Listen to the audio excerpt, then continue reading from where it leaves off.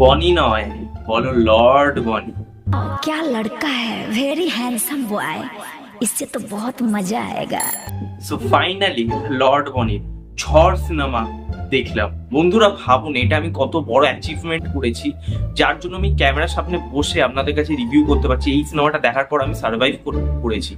It's a tornado, ঝড়, মানে বুঝতে পারছেন সবাই ছিটকে যাওয়ার কথা, কিন্তু আফসোস সিনেমা হল থেকে 5-6 জনই ছিল, তারাও সিনেমা না দেখে বেরিয়ে যাচ্ছে। বুঝতে পারছেন কেউই মানে ওটাকে সার্ভাইভ করতে পারছে না। এবার আমার ভগবানের কাছে এটাই অশেষ কৃপা যে আমাকে সেই শক্তিটা দিয়েছে যে এই ছবিটাকে আমি সার্ভাইভ করতে পেরেছি।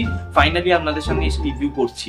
কেমন লাগলো সিনেমাটা? তো সিনেমাটা এক কথায় যদি বলতে হয়, ইটস আ মানে এপিক ম্যাগনাম, ঠিক আছে।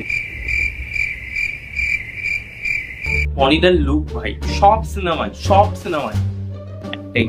তাহলে কি ভাই, অন্যরা এত খাটছে, মুখের ওপর এত করছে, দরকার নেই ভাই। আমাকে দেখতে সিনেমা হলে লোকে আসবে একই লুক রেখে, সব সিনেমায় এক লুক। চিঙ্কু, এরপরে সৌরভ দাস। এতগুলো সিনেমা আছে ভাই, এত সিনেমা করে ভাই, বুঝতেই পারছো ইএমআই করতে হবে। সরি সব ভুলভাল বকছি আমি, আমার মাথা গেছে। কেন ইএমআই করতে হবে ভাই? ও যে বলে মলে গিয়ে এই শাকিব খান, ওকেও তো লোকে দেখে বলবে এই সৌরভ দাস।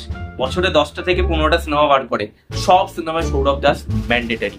রজতব দত্ত ভাই, মানে আমি ভাবি রজতব দত্ত মনে হয় এরপর 2 দিন বাদে দেখবো গাজন যাত্রাতে অভিনয় করছে, ঠিক আছে।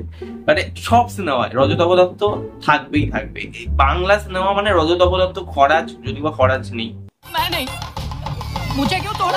ওনাকে বাদ দিয়ে রজতব বেশিরভাগ সিনেমাতে আমি দেখতে পাচ্ছি বাংলা সিনেমাতে রয়েছে। সৌরভ দাস আর এখানে যে নায়িকাটা রয়েছে ভাই কি পারফরমেন্স ভাই, মানে কি বলবো ভাই, এরা নায়িকা এই বছরে ঘোষিত করে দেওয়া উচিত।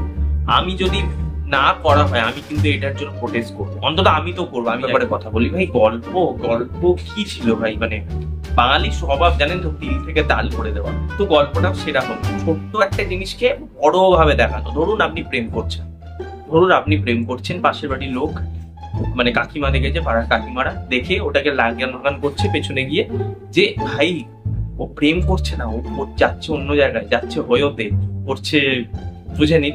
তো সেটাকেই তিল থেকে তাল করা বলে। তো এখানে এই সিনেমাটার গল্পটাই তাই, তিল থেকে তাল করে দেওয়া।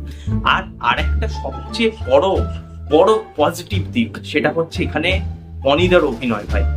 উনি তো লিডিং মোস্ট হিরো, ওনাকে নিয়ে মানে আমার অন্তত মানে কথা বলা, সেটা আমি তার নখের যোগ্য নই, বনিদার তো নখের যোগ্য নই, আমি বনিদার মতো সিনেমাও করতে পারবো না। তো আমি তাকে নিয়ে আমার জাজ করা মানে আর কি মানায়, যাই হোক। বাট তার অভিনয় যদি একটাই কথা বলি ভাই, মানে কোথায় টম ক্রুজ ভাই, মানে ও কি পারফরমেন্স ভাই, মানে এরকম পারফরমেন্স আমার মনে হয় মিশন ইম্পসিবল 10 সেখানে বনিদাকে নেওয়া উচিত। আমার মনে হয় এক্ষুনি বনিদাকে হায়ার করা উচিত হলিউড থেকে, যে ভাই মিশন ইম্পসিবল 10-এ তুমি থাকবে। আর কিছু জানি না ভাই, বনিদাকে যদি বনিদার যদি কোনোদিন বায়োপিক লেখা হয় না ভাই, আমি রয়েছি ভাই, আমি লিখবো। মানে আমি বনিদাকে পুরো, তার প্রতি আমার এতটাই ফিলিংস, এতটা ইমোশন জড়িয়ে আছে, আমি বায়োপিকটা লিখবো ভাই। বনিদা একটা কিছু করবে এবারে, সত্যি বলছি। ভানুপ্রিয়া ভূতের হোটেল, মানে উইন্ডোজ প্রোডাকশন হাউসের সিনেমা, ভানুপ্রিয়া ভূতের হোটেল, সেই সিনেমাটাতে বনিদা আসছে। বনিদা সব সিনেমাটা মানে এবার ভূষণী বলেছে, দেখো আমার এত নাম হয়ে গেল, তুমি একটু নাম করো। মানে নাম হবে আজ থেকে 30 বছর বাদে এই প্রত্যেকটা সিনেমা, কি ডালবাটি চুরমা, অন্তর্জাল, আরো কি সব অহল্যা টহল্যা, যাই হোক, এই সিনেমাটা ঝড়, এইগুলো তো পরবর্তীকালে নাম হবে। বাট তুমি যদি একটু এখনকারের জন্য একটু নামটা কামাতে চাও, তাহলে অবশ্যই ভানুপ্রিয়া ভূতের হোটেলে সাইন করো।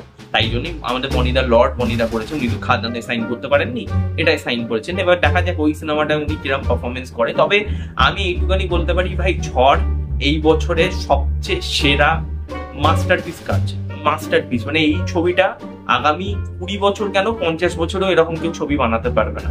এই লেভেলে, এই স্কেল, এরকম গল্প, এরকম এক্সিকিউশন, এরকম সিনেমাটোগ্রাফি, মানে কি নেই সিনেমাটার মধ্যে, সব ভালো ভাই। আমাকে যদি এই সিনেমাটা রেটিং দিতে হয়, ঠিক আছে, আমি রেটিং দিতে পারবো না, যদি বলো আমি এই সিনেমাকে 10-এ 50 দেবো, সিরিয়াসলি বলছি ভাই। কি হয়েছে 2025-এ দাঁড়িয়ে এরকম যদি একটা সিনেমা বানায়, তাকে 10-এ 50-ই দিতে হবে, সিরিয়াসলি বলছি। মানে এটা বোঝার ক্ষমতা হয়তো আমার পুরোপুরি তৈরি হয়নি।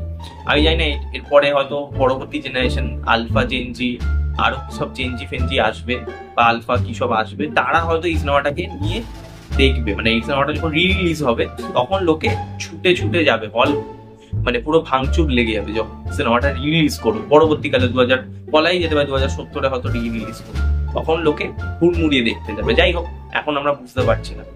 তো এই হলো আমার রিভিউ ওভারঅল ঝড় সিনেমাটা। আপনারা যদি দেখে থাকেন, আপনাদের কি বলবো ভাই, আপনারা অনেকে নামই শোনেননি হয়তো সিনেমাটা, যাই দেখার চেষ্টা করুন। আমার তো আইকিউ লেভেল সেই লেভেলে নেই, আপনারা হয়তো বুঝতে পারতে পারেন আপনারা দেখুন।